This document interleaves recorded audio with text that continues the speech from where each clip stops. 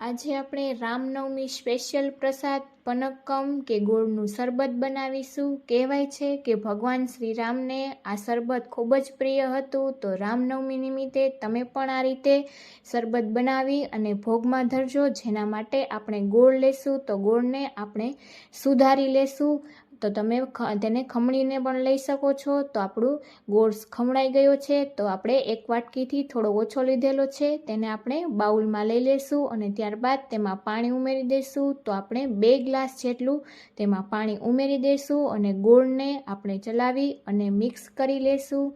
તો જ્યારે પણ તમે આ રીતે ભોગ માટે બનાવતા હોય ત્યારે તમારે મીઠું ન ઉમેરવું, અને જો રેગ્યુલર બનાવતા હોય તો તમારે તેમાં મીઠું અને થોડા ફુદીના પાન ઉમેરશો ફુદીનાના, તો એકદમ સરસ બનીને તૈયાર થશે।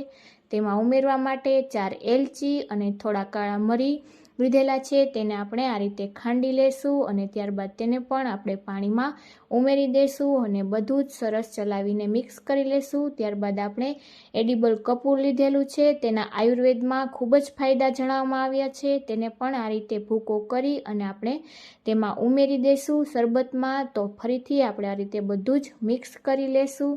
તો આપણું શરબત બનીને તૈયાર છે, તેને આપણે ગાળી લેશું। તો આપણે ગળણીથી શરબત ગાળી અને લઈ લેશું અને ત્યારબાદ આપણે તેમાં ભોગમાં ધરવાના છીએ। તો આપણે થોડા તેમાં તુલસીના પાન ઉમેરી દઈશું। તો તમે જોઈ શકો છો કે એકદમ સરસ આપણું શરબત બનીને તૈયાર છે। તો આપણે ઠંડુ તેને સર્વ કરશી અને આ રીતે તમે પણ ભોગ માટે બનાવજો।